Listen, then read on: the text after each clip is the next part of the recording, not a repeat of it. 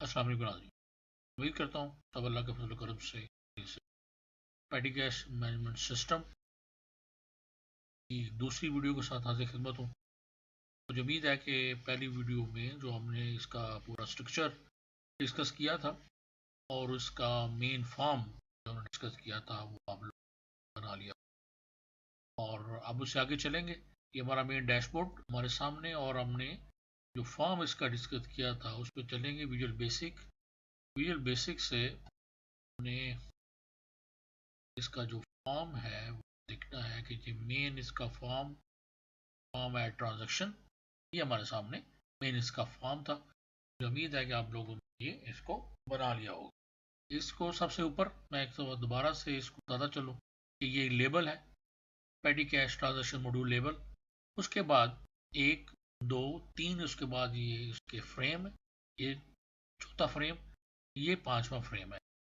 और फ्रेम जो के ऊपर जो फ्रेम का जो लेबल है वो मैंने ट्रांजेक्शन डिटेल, फाइनेंशियल डिटेल्स और डॉक्यूमेंटेशन डिटेल्स और कैश रिसीट डिटेल्स और सर्च एंड अपडेट ट्रांजेक्शन, और इसकी जो बॉटम है उसके ऊपर हमने ये बटन रख दिए। इसके ये बटन कहीं भी आप रख सकते हैं, आप इसकी साइड पे जगह बना लें, आप इसके ऊपर जगह बना लें, कहीं भी जहाँ पे आपको बेहतर लगे।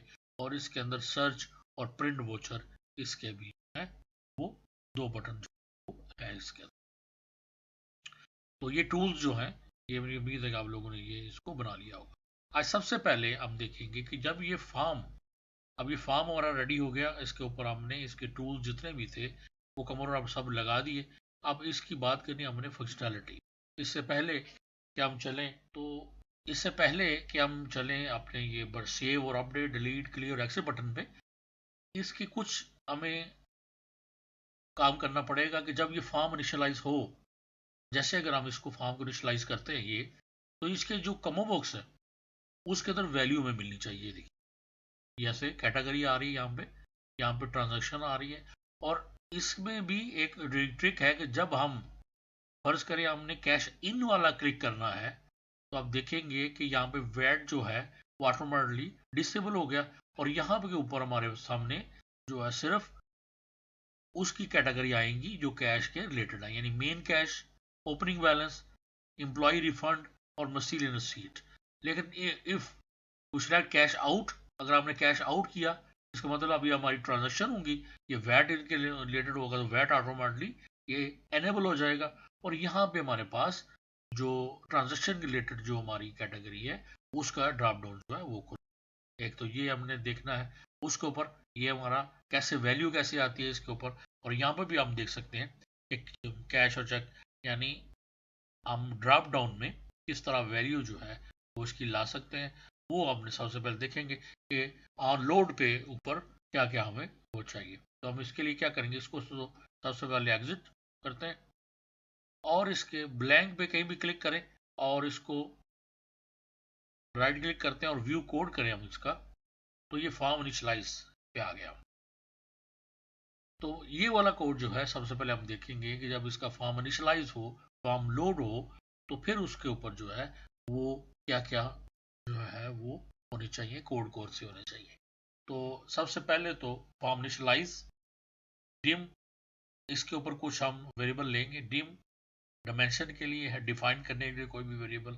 W S as a worksheet, dim R N G as a range, और dim cell as a range. ये तीन वेरिएबल हमने ले लिए। वेरिएबल हम क्यों लेते हैं, वेरिएबल होते क्या है, ये इसकी बिल्कुल जो बेसिक है वो एक्सेल वीबीए मेरी पूरी प्ले लिस्ट है, अगर आपको देखना चाहें बिल्कुल बेसिक से तो आप वो वीडियो आप देख सकते हैं, ताकि आपको एक्सेल बेसिक जो और वीबीए जो आपस में जो इनका लिंक है उसकी जो बेसिक्स है किस तरह हम यूज कर सकते हैं वो आप प्रॉपरली को जान सकते हैं। अब जब डब्ल्यू एस वर्कशीट के लिए हमने वेरिएबल लिया, इसके अंदर हम अपनी worksheet W S equal sheets और ब्रैकेट के अंदर इन्वर्टेड कामर्स में हम ये सेटिंग क्या है, ये सेटिंग्स हमारी शीट का नेम है, जो हमने ये शीट नंबर 3 जिसका नेम हम रखा हुआ है सेटिंग। अब जहां भी हमने ये शीट सेटिंग वाली शीट को कॉल करना है या उसमें से कुछ चीज हमने लेनी है, तो वहां पे डब्ल्यू एस ही यूज करें। ओके, नंबर और find the last row of the categories in column A. अब लास्ट रो कैसे हासिल करते हैं, किसी भी जो है वो डेटाबेस में या किसी भी वर्कशीट से, इसके यानी 2-3 तरीके हैं। सबसे पहले तो हमें उसके लिए लास्ट रो के लिए एक वेरिएबल चाहिए होगा, उसका नाम हम लास्ट रो ही रख देते हैं। एल रो रख सकते हैं आप, ई रो रख सकते हैं, कोई भी रखते हैं आप। यानी ऐसा वेरिएबल होना चाहिए कि जो आपको पता हो कि ये किस लिए। तो dim last row as a long, ये ज़रूरी नहीं है कि यहाँ पे ही इसको डिफाइन करें। अगर आपको पता है कि आपको कितने वेरिएबल चाहिए तो इसको यहाँ पे ऊपर भी इसको डिफाइन किया जा सकता है। या यहाँ पे जहाँ भी आपने कोई भी कोड लिखना है और आपने वो वेरिएबल यूज करना है तो उस कोड से पहले उसको डिफाइन करेंगे और उसके बाद आप उसको लिख सकते हैं। तो लास्ट रो इक्वल WS, ये वाली worksheet dot cells bracket WS dot rows dot count, ये काउंट का वाला लगेगा, कामा कहाँ से काउंट करना है, कॉलम नंबर जो ए है इन्वर्टेड कामा में उसको लिख देंगे। कॉलम नंबर ए से काउंट होगा, bracket close dot and, and तक जाएगा काउंट करते करते। उसके बाद ब्रैकेट एक्सेल अप, अब दोबारा से वो वापस आएगा डॉट रो, और जो उसको फर्स्ट रो मिलेगी वही वो लास्ट रो होगा। और लास्ट रो एक और चीज बताता चलूँ कि कब होती है, हम देते हैं कि जब हमने कोई भी डाटा फाइंड करना हो तो फिर हम लास्ट रो उस वक्त जो है वो डिफाइन करते हैं। यानी कोई भी डाटा एक्सट्रैक्ट करना हो किसी भी शीट से, अगर हमने उस डाटाबेस में या उस एक्सेल की शीट में डाटा सेव करना है तो फिर हम लास्ट एम्प्टी रो आ सकते हैं। तो इसी फार्मूला में अगर यहाँ पर हम +1 कर दें तो ये लास्ट एम्प्टी रो जो है होगी ये, ताकि लास्ट एम्प्टी रो कब तब ताकि हमें आखिरी रो में हमने डाटा सेव करना है। लेकिन यहाँ पे हमने डाटा एक्चुअली एक्सट्रैक्ट करना है ऑलरेडी डाटा जो है। तो लास्ट रो मतलब कहाँ तक डाटा है, तो ये हमें या इसके अंदर फीड हो जाएगा कि ये जो हमारी एक्सेल शीट है WS सेटिंग जिसका नेम है, उसके कॉलम ए में जो डाटा है ये लास्ट रो आखिर तक जो है इसके अंदर हो। उसके बाद clear the combo box first to prevent duplicate. सबसे पहले क्या करते हैं हम कि जिस भी कॉमन बॉक्स में हमने वैल्यू जो है वो असाइन करनी है उसको सबसे पहले तो उसको क्लियर कर दें, क्लियर करेंगे ताकि कोई भी अगर डुप्लीकेशन का चांस ना हो। वैसे होता नहीं, ऑटोमेटिकली क्लियर हो जाता है, लेकिन फिर भी हम करेंगे CMB कैटेगरी। CMB कैटेगरी क्या है, हमने अपने कॉमन बॉक्स का नाम रखा ये वाला। CBO भी आप रख सकते हैं, CMB भी रख सकते हैं, कोई भी आप नाम रख सकते हैं। अगर नाम नहीं भी रखते तो फिर यहाँ पे कॉमन बॉक्स का जो बाय डिफॉल्ट नेम होगा, कॉमन बॉक्स 1 2 3 4 इस तरह आता है, तो आप वो भी रख सकते हैं। नेम इसलिए हम रखते हैं ताकि हमें पता हो कि ये जो वाला कॉमन बॉक्स किस के लिए इस्तेमाल किया जा। तो CMB category dot clear.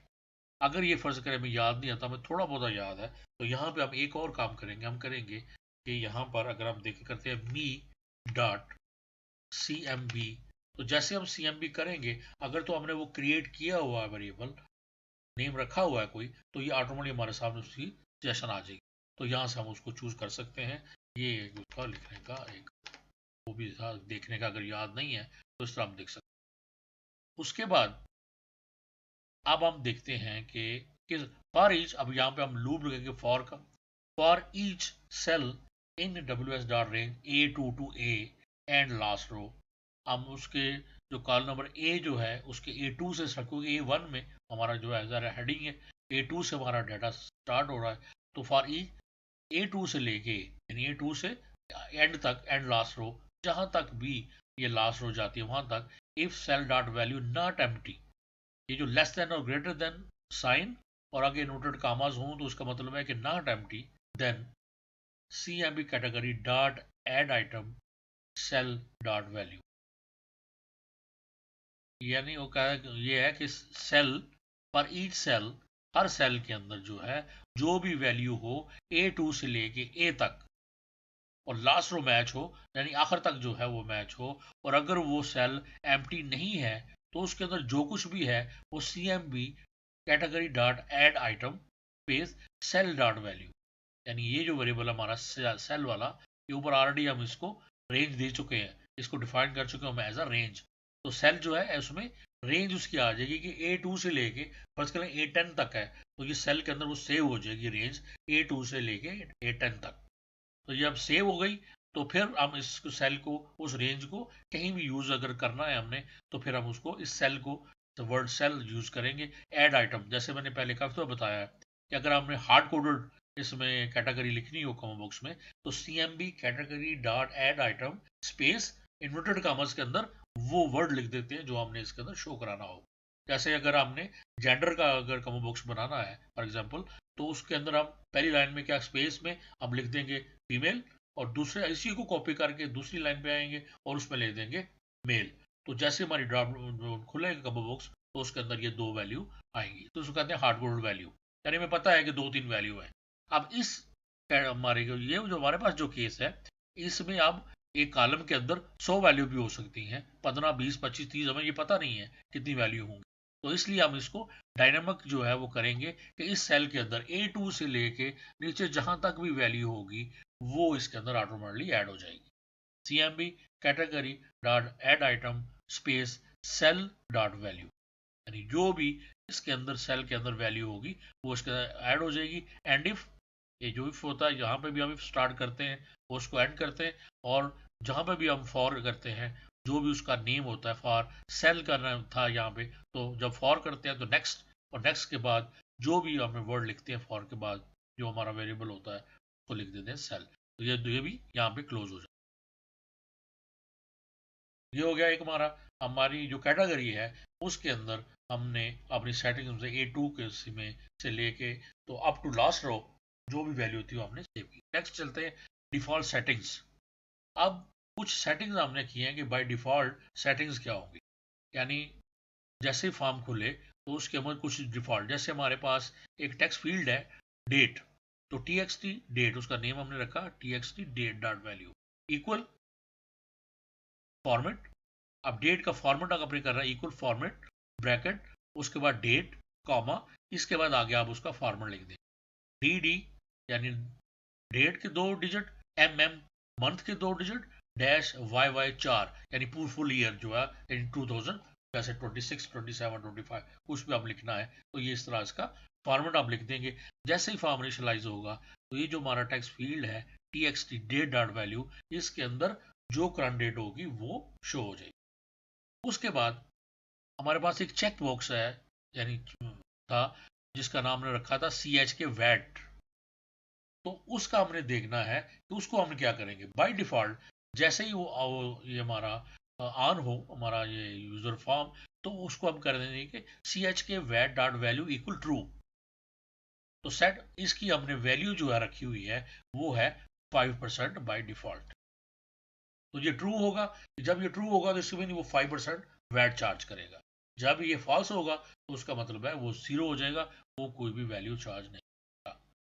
Next payment mode, जो हमारे पास एक पेमेंट मोड वाला जो है वो जो कॉमन बॉक्स है वो अब देखिए, जैसे अभी मैंने बताया था कि अगर हमें पता हो कि 2 या 3 वैल्यू हैं तो उसको हम किस तरह ड्रॉप डाउन जो हमारी जो लिस्ट है उसमें हम किस तरह दिखाते हैं। सबसे पहले CMB मोड, ये हमारे उस मोड का नेम है कॉमन बॉक्स का, डॉट क्लियर, जो पहला डाटा उसको हमने क्लियर किया। फिर CMB mode dot add item space inverted commas के अंदर कैश, और इसी लाइन को आप कॉपी करें और सिर्फ इन्वर्टेड कॉमर्स के अंदर आप कर देंगे हम चेक।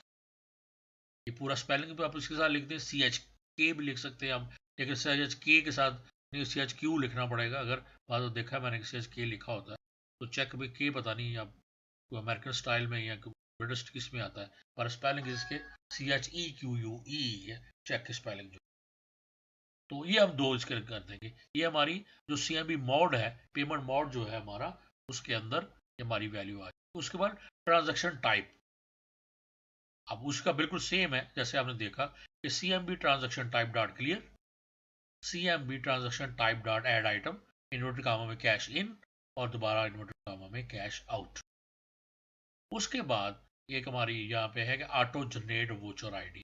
अब ये जो हमारा वोचर आईडी है उसकी हमने एक माइक्रो लिखी हुई है, उसको यहाँ पे कॉल कर देंगे कि जैसे ही हमारा फॉर्म इनिशियलाइज हो तो ऑटोमेटिकली जो नेक्स्ट आईडी है हमारे पास, यानी एक ट्रांजेक्शन फॉर्म हमने ऑलरेडी की हुई है 1 2 3 4 5, तो उसकी नेक्स्ट आईडी हमारे पास यहाँ पे जनरेट न्यू वोचर आईडी, यहाँ पे जब आएंगे तो ऑटोमेटिकली ये माइक्रो चलेगी, तो यहाँ पे वो नेक्स्ट आईडी हमारे पास शो हो जाए।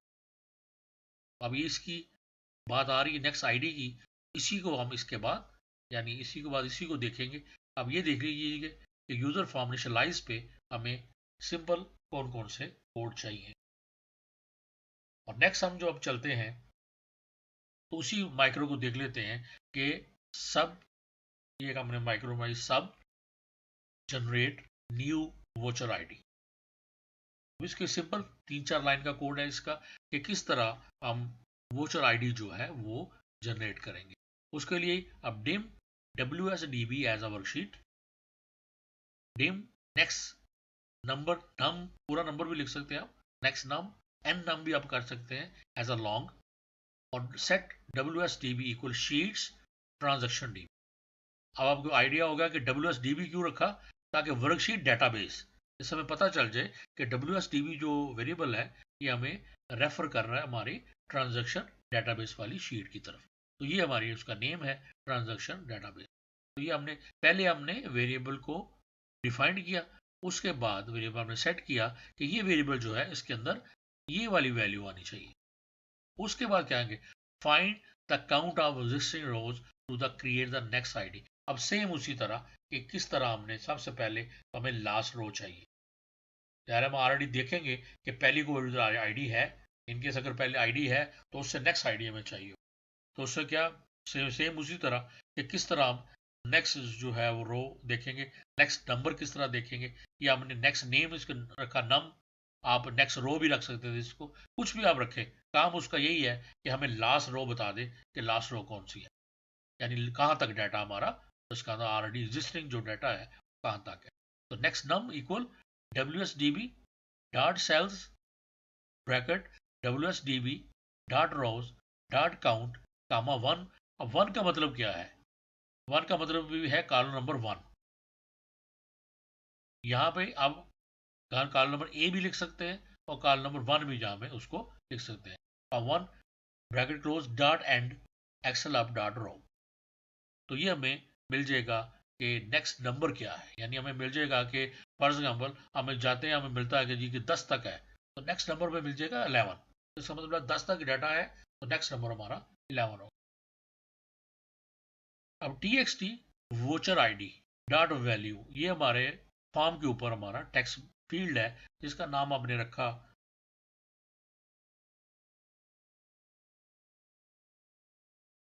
TXT voucher ID dot value equal. अब यहाँ पे हम देंगे कि हमें किस फॉर्मेट की हमने ट्रांजैक्शन आईडी जनरेट करनी है। अगर सिंपल हो 1 2 3 4 5 तो उसको तो सिंपल हम यहाँ पे इसको कर देंगे कि 1, और उसका कोई फॉर्मेट नहीं होगा, तो 1 2 3 4 इस तरह वो स्टार्ट हो जाएगा। इसके लिए फिर ये लंबा चौड़ा काम करने की जरूरत भी नहीं है। यहाँ पे डायरेक्ट हम जो है वो इसी के ऊपर डायरेक्ट हम मैक्स का फार्मूला लगाएंगे और उसमें +1 कर देंगे, तो ऑटोमेटिकली हमारी 1 2 3 4 चलती जाए। लेकिन अगर आप प्रोफेशनल नंबर चाह रहे हैं, जैसे हम कहते हैं कि हमारे जो नंबर जो भी हो वो एक तो यूनिक होना चाहिए और दूसरा थोड़ा प्रोफेशनल लगे, तो हम उसके अंदर नंबर से पहले हमारे आएगा PC डैश, ये हम कर देंगे इन्वर्टेड कॉमास के अंदर। ये लाइन आपने ध्यान से देखनी है, बस सिर्फ उसका फॉर्मेट है या किस तरह हम उसको यूज करेंगे। हम करंट डेट को और करंट ईयर को यूज करेंगे उसका, यानी यूनिक नंबर जनरेट करने के लिए। यानी यार है कि डेली जो जैसे ही जनरेट होगा हर बार, तो ज़रा करंट डेट और करंट अमाउंट और टाइम की वजह से वो जो है वो डिफरेंट चेंज होता जाए।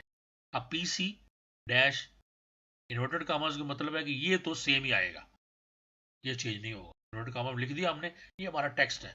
आगे एंड का साइन आएगा, उसके बाद फॉर्मेट, फिर आगे ब्रैकेट डेट जो भी करंट डेट होगी, उसके बाद डेट आगे, उसके बाद ईयर, ईयर के लिए हमने सिर्फ 2 डिजिट लिए YY, यानी ईयर का सिर्फ Y, यानी फर्ज करें अगर 26 में हम 2026 में, तो सिर्फ ये 26 लेगा। एंड ये हमने ले ली, इसने डेट ले लिया, PC डैश फर्ज करें डेट है आज 10/10/26 एंड उसके बाद डैश, फिर आगे डैश आएगी। इन्वर्टेड कॉमास का मतलब है कि ये डैश एज अ टेक्स्ट जो है वो उसको लिखी जाएगी। एंड जो है वो दो को ज्वाइन करने के लिए होता है, जैसे एक्सेल में कॉन्टिनेट का फार्मूला होता है, ये बिल्कुल उसी तरह का काम करता है ये एंड जो है वो लगाने के लिए। उसके बाद फॉर्मेट दोबारा से नेक्स्ट नम, जो भी नेक्स्ट नंबर हमें मिले, यानी और कामा ब्रैकेट के अंदर 000, यानी 000 के बाद, यानी जो भी नंबर हमें मिलेगा नेक्स्ट नम के अंदर जो ऊपर जो फीड होगा फॉर एग्जाम्पल 10 तक है तो रो नंबर 10 फीड हो गई, तो रो नंबर 10 उसने ले लिया नाम, और उसके बाद उसने 30 के बाद अब डेट क्या बनेगी, PC डैश 10/206 डैश 00010। तो ये हमारा पूरा एक ट्रांजैक्शन नंबर बन जाएगा ये वाला। ये नंबर जो है जैसे जब भी फॉर्म इनिशियलाइज होगा तो ये नंबर ऑटोमेटिकली नेक्स्ट नंबर हमारे ऊपर आ जाएगा फॉर्म के ऊपर, हमें देखने की जरूरत नहीं पड़ेगी बार बार के नेक्स्ट कौन सा नंबर है, और जो हमारे डेटाबेस में जाके। तो इसी जो हमारी जो माइक्रो है इसी को हम कॉल करेंगे क्लियर के ऊपर भी, और जो सेव बटन है जैसे ही सेव हो तो ऑटोमेटिकली उसके ऊपर जो है वो ऐसा वो भी लग जाए। तो मेरे ख्याल में वीडियो जो है ना, ये कोड जितने मैंने अभी जो हमने डिस्कस किए हैं इनको यहीं तक ही रोकते हैं। ज़्यादा लंबी वीडियो होगी तो आप लोग भी जो है वो बोर होंगे और पूरी देखेंगे भी नहीं, मुझे पता है। तो ये कोड जितना है इसी को समझ लें, और मुझे उम्मीद है कि मैंने जिस तरह ब्रीफ किया है आप लोगों को समझ आ गया होगा, और यहाँ तक इसको आप करें, और उसके बाद फिर इंशाल्लाह नेक्स्ट वीडियो में इसे आगे चलेंगे। तो फिर तब तक इजाज़त दीजिए, अपना बहुत ख्याल रखिए, मुझे भी दुआ में याद रखिए। अल्लाह हाफिज़।